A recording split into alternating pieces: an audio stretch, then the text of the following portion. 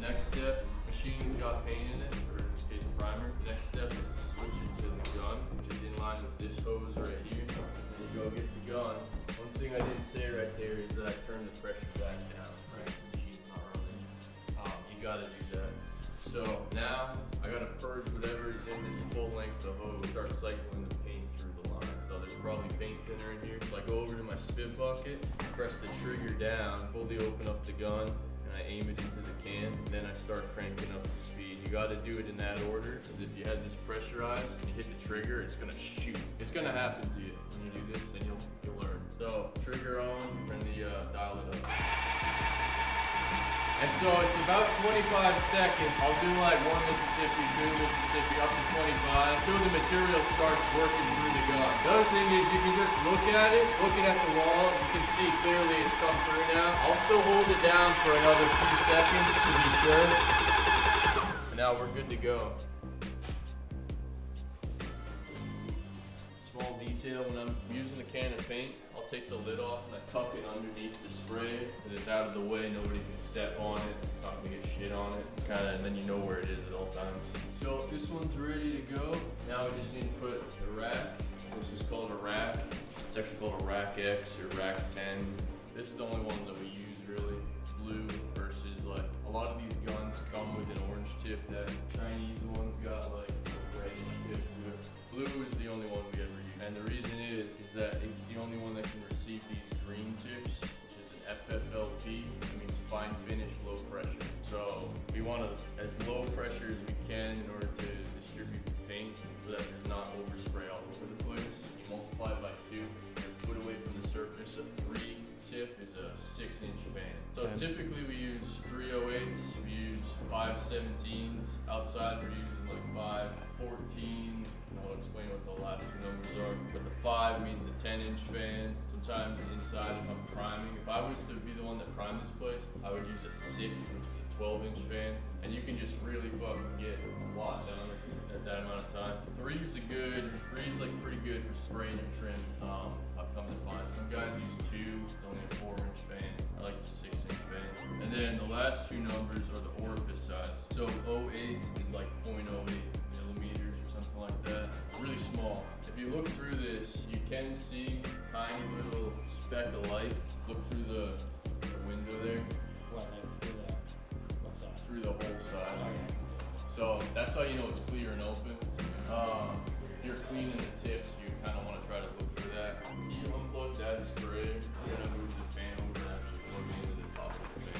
Alright, so tips on, racks on. Manage your hose before you turn the pressure up, so make sure it's not all tangled up. Once you pressurize the hose, it becomes pretty annoying. A lot of times what I'll do is if I have the ability, I'll walk out as far as I can and start rotating the gun, get the circles out of the hose. Alright, so now we're going to turn the pressure up. On this you can see it, that one's fully coated in paint. There's some words on here, prime slow. So when I was pulling paint through, that's called priming the pump. And so if I turn it into the prime mode with that downwards, it starts working. But then you start to see this green section. It actually says rack X low pressure, corresponds with the green on this. They're telling you that's kind of the zone that these tips work in. If you can see, that's a good way to start, but you gotta start testing the fan. Find the place. This happens to be masked off, so I can just shoot right on here. And first thing I'm noticing is there's these lines on the outside, right? The fan's a little sparse. There's a small detail I didn't tell you guys, is the position of the fan. So I actually always set mine up so it's like this. When you shoot the fan, it's coming out like that. Sometimes people will have their fan coming out sideways so it's up and down. Yeah. That's a minor detail. People do it however they want to do it. Fresh out of the package, that's how the manufacturer tells you to spray is sideways. I found out over the years.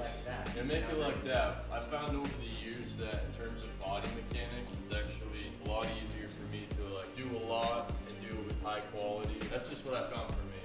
Yeah, it's a matter of like, if you're spraying, if I have it turned this way, that means the fan's going like this, right? You gotta go like this. It works. Like you can do it. People do it. I've done it. It works pretty well. There are scenarios, particularly like built-in cabinets, where it doesn't work well. So I like to just do it this way because I can actually, I'm just moving my arm. I'm not like trying to like twist. See how you're like going like this to do it? Yeah. Like there's just different, like this, all I gotta do is keep the same distance. Just do whatever you decide works for you. I'm gonna just like spray a little bit. I'm gonna get my mask on, go through the order of operations.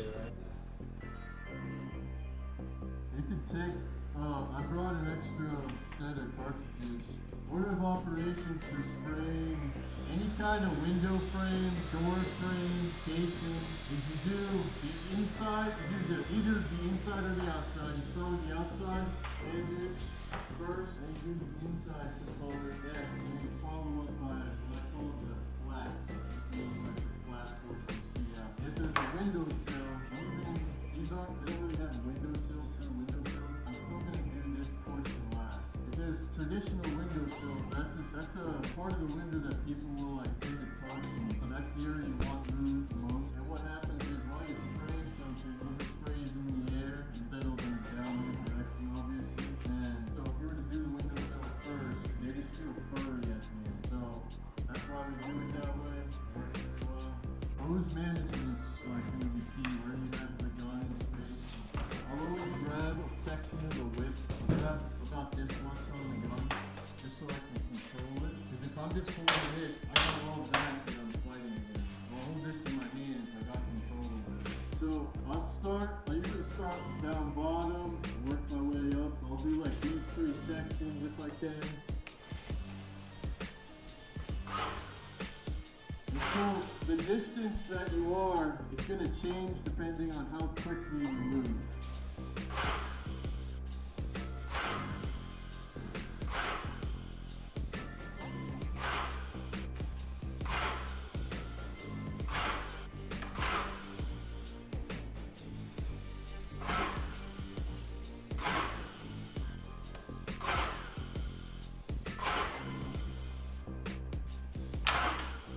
So it's about two and a half fans for this entire inside casing. I kind of missed a little bit on this wood.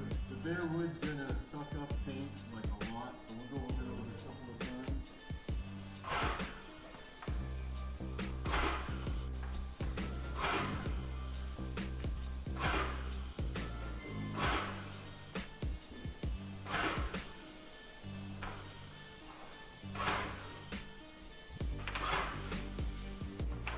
Do this outside piece of trim, it's such a thin piece that I actually, instead of doing a full fan, I kind of rotate, try to almost draw a line. You gotta go quick because you're drawing paint that entire distance. Yeah. Good enough. Okay, back to this guy. So, this is a long section. Sometimes it's good to look ahead of what you're working on and make sure, figure out how you're gonna do it.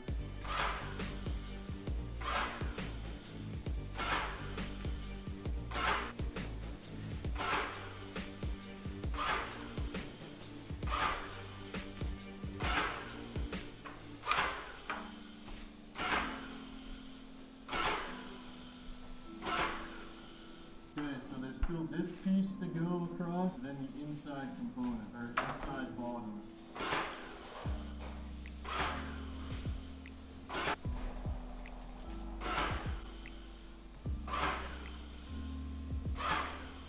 Triggering on and off, it tends to spit. I don't know if you've noticed, I always try to start in the corner. That's the best way to avoid the spits from landing on the surface. You shoot it into the corner will collect the spits and kind of disperse it. If you were to just start in the middle of something, it's going to shoot a couple of spits and you'll just have like dots on it.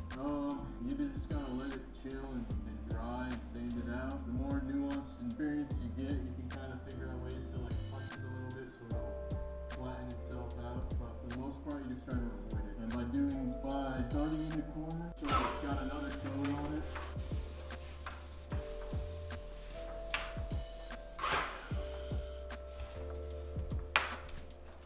Pretty much it. And the only other thing that's going to be a little bit different, so that applies to like all the window trim, all the door trim. On the door, you have the other side. So you're doing like the outside edge. If you look at that door down there, you're doing the outside edge of that door, and you're doing the inside casing that you walk through. And then there's another edge on the other side of the door. So I would do those first, and then do the flat. Flats and this piece right here. Face of it? Okay. Yeah, the face. So immediately we see we've primed this. That right there is gonna need to get addressed on this next section of prep. Is that if we just paint it, there's just a black line there. So, but we didn't know about that until we throw this coat of primer on. Baseboard, pretty easy. You just hit the top edge, go across. Then you do at least one, sometimes we'll do like 2 coats across the face of it. Position the next one at more like a 45 to the floor. And get that bottom edge. If you see this line right here, it's like scuff mark. I'm gonna go across the top. And I'm gonna go across the face once. You can still see it, right? So then I do my 45 at the ground. And it kind of covers it up another bit. So that's baseboard. Pretty easy. Yeah, if I can, if it's like so long, this one's pretty long. You know, I probably would have started down there at the edge of that window trim and come this way and then hit this corner and ended right there, then hit it and gone back that way and then come back this way. That's probably what I would have done. Just one like continuous like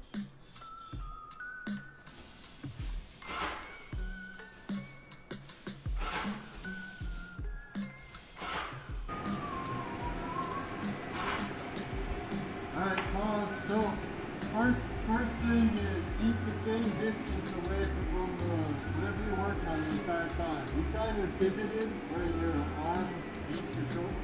You went like this. You got closer right here, and then you went out like that. You kind of see the way it comes out. And then down here, you're way out there. So, you want to just be the same distance from the material at all times. So move like sometimes maybe you just gotta squat. Yeah. But you can't like you're never gonna be able to do it just by going like this. You gotta be like eventually you get to the point where you're like moving your arm to keep the thing. Kinda like this camera, like you're trying to keep it in the same relative place in space at all times. There you go. Better. To the inside facing right here.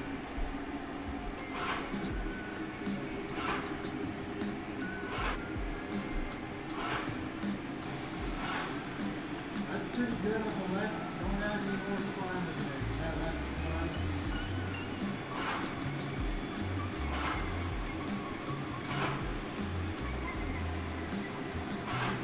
That's good. Now start from there on the left and go up. Yeah, but you gotta shoot into the corner there. Look at the bottom there. You see how you missed that? Yeah. That was good. Yep.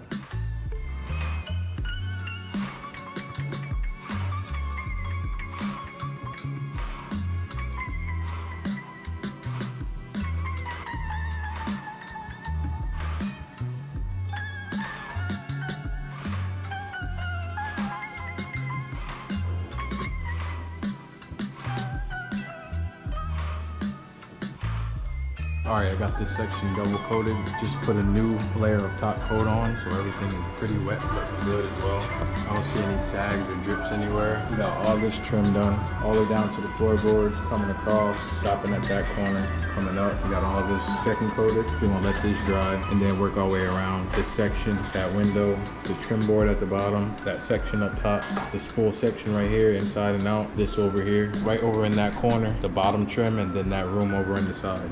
So I'll show you what it looks like when we're done. We're also gonna be doing this middle beam all the way down. Gonna be second coating that all the way to the opposite side.